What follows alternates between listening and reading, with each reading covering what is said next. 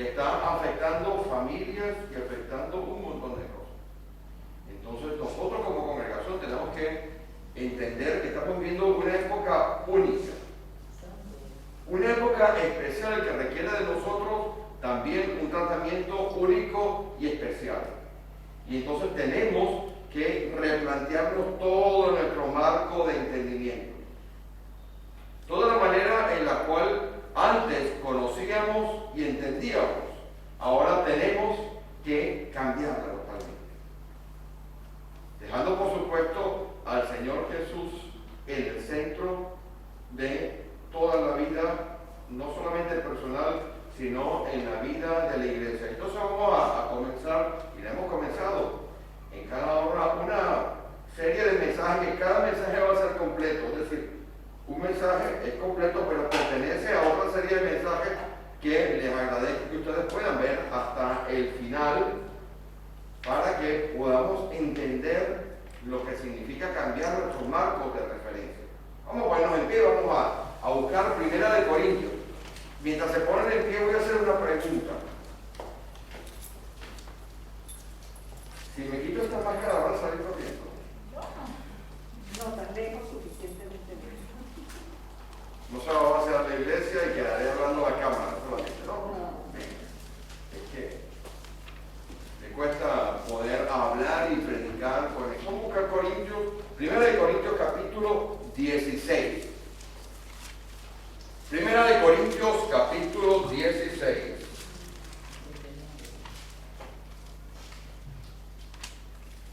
Y vamos a buscar un solo versículo. El versículo 14. Antes de que leamos el versículo 14, voy a hacer algunas preguntas. ¿Alguno de ustedes tiene una versión de la Biblia que no sea la Reina Valera del 60? ¿Usted cuál tiene, mi hermano? No, versión internacional. Muy bien, manténgala. ¿Alguien tiene otra? Minha Ferreira de Almeida. A minha é portuguesa. ¿En portugués? A ver, aquí falamos portugués. A minha é Ferreira de Almeida. Bien, Almeida, ¿tiene usted? Sí, Almeida revisada. sí. Muy bien. Bien, le pregunto esto porque que este versículo que vamos a estar viendo ahora lo queremos leer en algunas versiones Mais de 20 anos. para que tengamos la comprensión completa de lo que es. Vamos a leer primero, Primera de Corintios capítulo 16. ¿Quién lo lee? Versículo 14. Primera de Corintios 16, 14. Todas vuestras cosas sean hechas con amor. Muy bien. Todas vuestras cosas sean hechas con amor. Y la nueva versión internacional, ¿cómo dice, hermano? Hacer todo con amor. Hacer todo por amor. Muy bien. Vamos a orar. Bendito Dios, te damos gracias por la oportunidad que tenemos, Señor, de reunirnos como iglesia y en tu nombre. Queremos pedirte, Señor, que tú hoy hables a nuestra vida a través de este mensaje, Señor. Y queremos pedirte, Padre, de toda misericordia, de que tomes control absoluto de nuestra mente, de nuestros pensamientos. Tomes control, Señor, como siempre pedimos, Padre, de todas las meditaciones de nuestro corazón, y que los dichos de nuestra boca sean agradables a ti. En el nombre de Jesús, oramos. Amén. Pueden sentarse, hermano. La carta a los Efesios, a los Corintios, refleja una iglesia que es lo más parecida a una iglesia en la actualidad. Si usted lee Primera de Corintios y Segunda de Corintios, observará que en cuanto a términos doctrinales, lo que llaman los teólogos grandes doctrinas, no hay mucho. Es una carta que fundamentalmente en la Primera de Corintios y la Segunda de Corintios da normas, dicta cosas, corrige otras cuestiones y da ciertos parámetros de comportamiento. La iglesia de Corinto es una iglesia que estaba enmarcada en un momento terriblemente difícil para el cristianismo. Era el momento en el cual se estaba pasando de un emperador llamado Claudio a un emperador famoso que tienen que haber conocido ustedes, que se llama Nerón. ¿Han escuchado alguna vez de Nerón?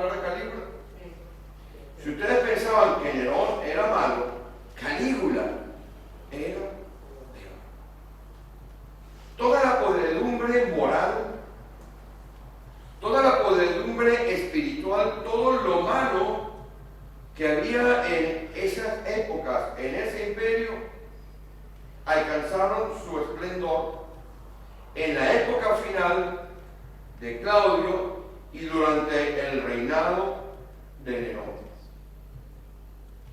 Calígula era lo peorcito que se puede imaginar. Su manera de pensar, que había impactado en la antigüedad, en la antigua Roma, se había perpetuado durante muchos años. Y en el año 51 llega este hombre, Pablo de Tarso, en su tercer viaje misionero. Los que les gusta leer la Escritura lo podrán ver en Hechos de los Apóstoles, en el capítulo 18, llega a la ciudad de Corinto. Y como era su costumbre, lo primero que hace es que busca un lugar en el cual podía predicar el Evangelio y se mete en la sinagoga. Como en la sinagoga consigue resistencia y problema, se va justo a la puerta de al lado, a la casa de al lado, y allí se establece una iglesia. Una iglesia plagada de dones. Una iglesia compuesta de gente de muchas razas.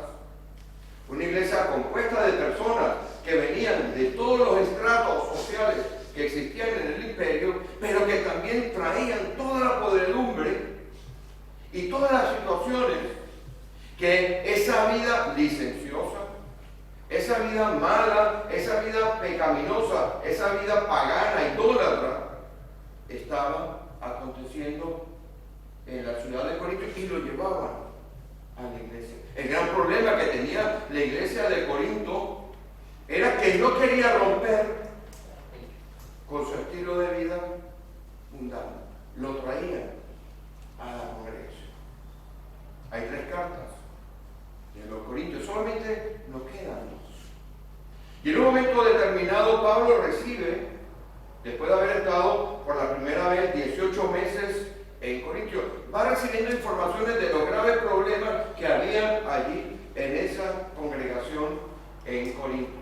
Y los grandes problemas, Pablo, a través de la revelación del Espíritu Santo, se dan cuenta que los problemas tienen que ver con el estilo de vida que estaba ocurriendo en las personas que, aun cuando estaban llenas de dones, aun cuando estaban llenas de capacidades, no rompían con el estilo de vida anterior. Una de las cosas que nosotros tenemos que hacer como cristianos, y más ahora para enfrentarnos a la situación que está pasando, es empezar a cambiar nuestra manera de pensar. Nosotros ya no somos del mundo. Nosotros, aun cuando podemos vivir en el mundo, nuestra manera de interpretar las cosas, nuestra vida, tiene que estar puesta en un marco de referencia diferente. Y voy a hacer un ejemplo. Cómo nosotros hemos cambiado nuestro marco de referencia. Cuando usted ha venido a España, usted y yo, todos los que hemos venido, porque hay algunos aquí que hayan nacido en España de los adultos. No, ¿verdad? Todos hemos venido de afuera y hemos tenido que hacer cambios en nuestra estructura de pensamiento. Por ejemplo, usted en su país, ¿a qué hora almuerza? ¿Y aquí a qué hora se almuerza? ¿A qué hora se almuerza? A las 10 de la mañana. Vamos a almorzar, la primera vez que me dijeron, vamos a almorzar. ¿Lo que es? A las 10 de la mañana. ¿Cómo va a almorzar usted a las 10 de la mañana? O como dicen en Cuba, la comida de la noche, ¿no? ¿Verdad? En Cuba dice desayuno, almuerzo y comida. Venga, pero ustedes también tuvieron que cambiar también su marco de referencia para venir aquí, porque cuando le dicen vamos a la comida, usted dice a las 2 de la tarde a comer, porque la comida en Cuba es en la noche. Y así miles de cosas hemos tenido que nosotros que cambiar nuestro marco de referencia. Usted dice aquí buenas tardes, ¿hasta qué hora? A las 8 y hasta las 9 algunas veces porque buenas tardes a las 8:30. ¿Qué es esto? No, y buenos días hasta que no come. Hasta que no come buenos días. ¿Y lo que hace el ayuno o qué? Pero hemos sido capaces de adaptarnos. De hecho, muchos de nosotros algunas veces cuando escribimos o oramos ya utilizamos el ¿por qué lo decir? ¿Sí o no? Usted allá en su país nunca ha dicho, os quiero decir, y viene aquí a España y de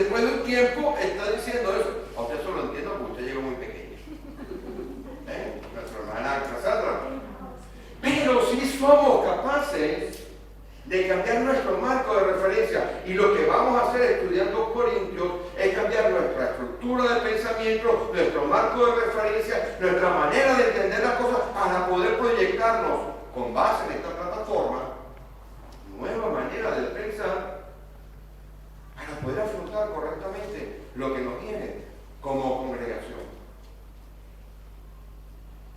Todas las cosas con amor, todo es todo. Todo es todo. Usted puede ir al hebreo, usted puede ir al arameo, usted puede ir al portugués, usted puede ir al chino, a cualquier idioma que usted vaya. Todo, ¿qué es? Todo.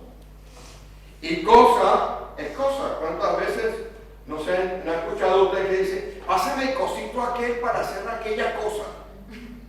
¿Sí o no? Cosa es cosa. Cosa significa todo. O sea que todo y cosa es casi igual, ¿no? Porque mi marido quiere una cosa. Mi jefe es una cosa. La silla, una cosa. Cosa es cosa. Cosa es todo. O sea, que todo lo que hagamos, todo lo que hacemos, todas las cosas que pensemos, que actuemos, tienen que ser hechas con amor. ¿Por qué Pablo le dice esto a una iglesia cargada de dones, cargada de talentos? Por una razón muy sencilla. Y vamos a ver esa razón hoy. Lo que pudieron ver en la predicación que se hizo en Zaragoza, los que pudieron participar, usted estuvo ahí precisamente, apareció la imagen de un hombre que es el pastor Félix Fontanet. Este hombre tiene 90 y tantos de años. Este hombre fue el fundador de muchas de las congregaciones que hay en el norte de España. De hecho, no sé si ustedes saben, pero el primer convertido de la labor misionera del hermano Félix Fontanet es el hermano José Mari. El hermano José Mari fue el primero que dio entrada para que luego se creara en la casa del hermano José Mari un germen que dio origen a la iglesia de Zaragoza, que dio origen a la iglesia de Tudela, que dio origen a la iglesia de Huesca, que dio origen a la iglesia de Pamplona, que dio origen a la iglesia de Calahorra.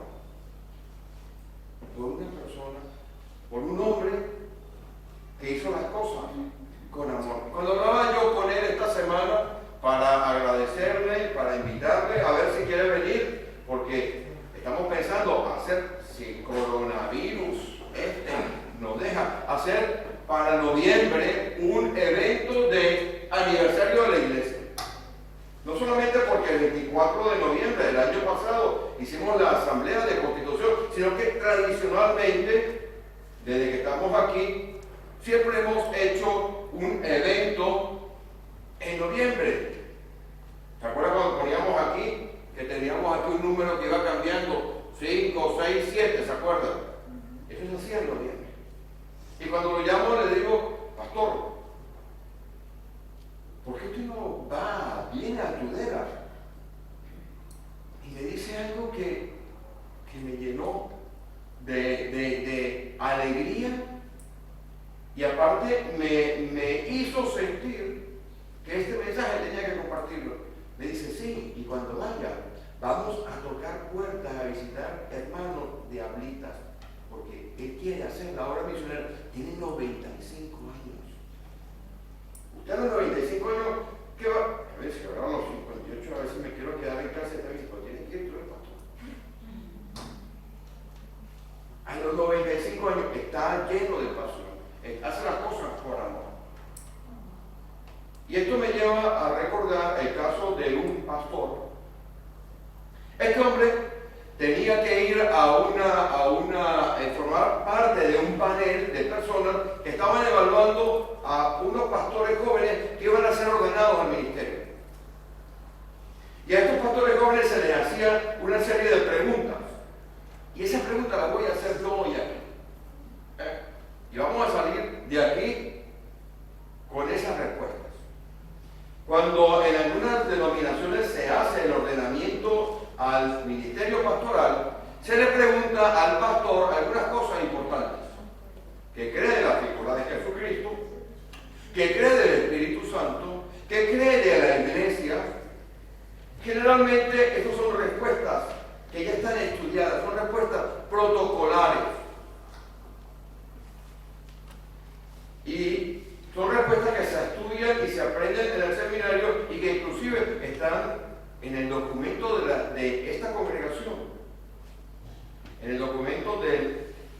constitución de esta iglesia están esas respuestas.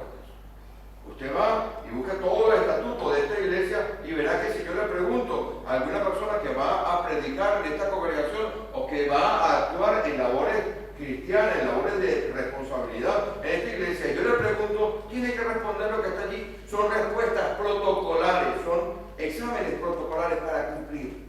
Y cuando estaban terminando, otro pastor dijo, yo también tengo que hacer algunas preguntas. Todo el mundo se sorprendió, estaban todos los jovencitos aquí al frente, y él dijo, voy a hacer dos preguntas. La primera pregunta que hizo, tenemos que responderla también nosotros. La primera pregunta que le hizo a todos aquellos que querían servir fue, ¿aman ustedes a las personas? Uno se pone a pensar y era una pregunta hasta tonta. Porque si alguien se mete a servir en una congregación, si alguien va a dedicar su vida a pastorear, si alguien va a dedicar su vida a trabajar en las cosas de Dios, yo les puedo asegurar que lo que está por detrás no es otra cosa, sino amar a la gente. Amar la obra de Dios, porque por el dinero seguro que no. Por los beneficios seguro que no. Por ende, esa primera pregunta causó un shock, un golpe, un choque entre todas las personas que estaban allí. Pero la segunda pregunta que vamos a hacer ahora tiene que ser respondida. Y para que esa segunda pregunta sea respondida, porque yo les puedo preguntar a ustedes, ¿aman a la gente? Y ustedes me dirán, sí, yo amo a la gente. Yo tengo pasión por servir, tengo pasión por mis hermanos de la iglesia, tengo pasión por la gente de Tudela, tengo pasión por la gente de Cintruénigo. Y la segunda pregunta que hizo este pastor es la más difícil de todas. Y es la que yo quiero que hoy nosotros y los que nos están viendo a través del internet sean capaces de responder con sinceridad.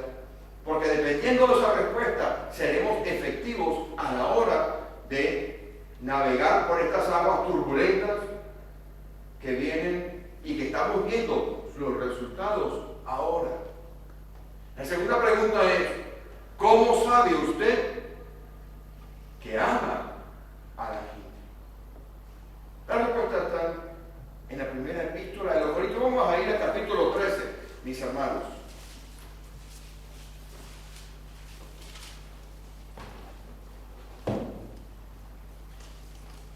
El capítulo 13 de la epístola de los Corintios es el gran capítulo que se habla y que siempre se utiliza ¿para qué? Para las reuniones matrimoniales. Las reuniones matrimoniales del sábado que viene, de usted por sentado que vamos a tocar.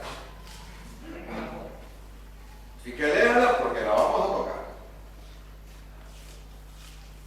Pero cuando el Espíritu Santo habla a través de Pablo, y por eso vamos a mirar 1 Corintios 13 desde otra óptica, con otro marco, para cambiar nuestra manera de entender las cosas.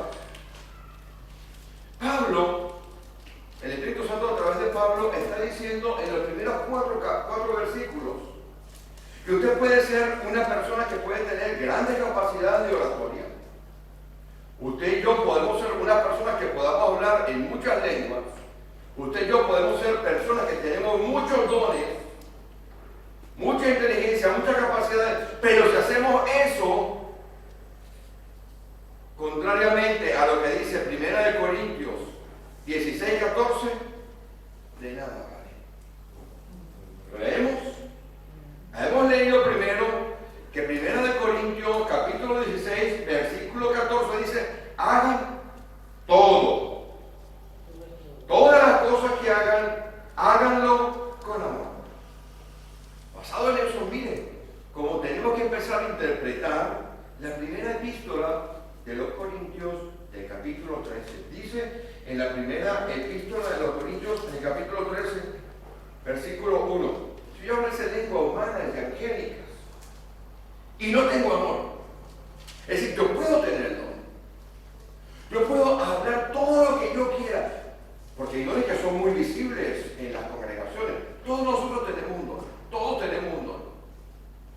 Y esos dones tienen que estar puestos al servicio de Dios, pero también tienen que estar puestos al servicio de la obra y para ir afuera y para trabajar adentro. Yo puedo hablar en miles de lenguas, pero si eso lo hago sin amor, no vale para nada. Mira lo que dice el versículo: vengo a ser como metal que resuena, no vale para nada. El versículo 2, si tuviera profecía, es decir, la capacidad de comunicar mensajes de parte de Dios, conociera todo lo que está oculto, todos los misterios, lo que significa conocer un misterio. La palabra allí en el original es misterión, significa algo que tiene que ser revelado de una manera absolutamente clara para que sea entendido, porque inclusive siendo revelado, si no está en la revelación de Dios, no lo puede entender. Por ende, son revelaciones de orden espiritual. Todo lo que nos acontece tiene su origen en el mundo espiritual. ¿Cuántos de nosotros no saben que en nuestros países el mundo espiritual a veces está más presente y lo tratamos y nos toca más de cerca que en sociedades, entre comillas, adelantadas y secularizadas como la española? ¿Cuántos de nosotros no saben que en nuestros países existen las curanderas? El niño está enfermo, le echaron mal de ojo. Vamos a ir a que lo lleve a la casa de la señora de la esquina, esa que tiene siempre un trapo rojo colocado en la cabeza, que lo va a sobar y lo va a curar. ¿Y saben qué? Por regla general, llame con su gestión, yo los llamo poderes demoníacos, los niños se curan. Por ende, todo lo que nosotros vivimos ahora viene y tiene su origen en el mundo espiritual. Usted lee con calma Efesios capítulo 6. El Efesios capítulo 6 habla de una armadura de Dios, porque cuando usted y yo hemos nacido del Espíritu, nacemos en medio de una guerra espiritual. Cuando nacemos de la carne, nacemos en una cunita, nos meten en una cuna, como me han escuchado decir, pero cuando nacemos del agua y del Espíritu, cuando hemos nacido del Espíritu, nacemos en medio de un campo de batalla, de una lucha sin cuartel. Por eso nos dice en el versículo 18 de Efesios capítulo 6 que la manera de que esa armadura funcione completamente, orando y perseverando en la oración. Es decir, si usted ora, búsquelo. Efesios 6, 18, búsquelo. Búsquelo, orando y perseverando en la oración, orando en todo tiempo. Usted puede pensar que tiene la armadura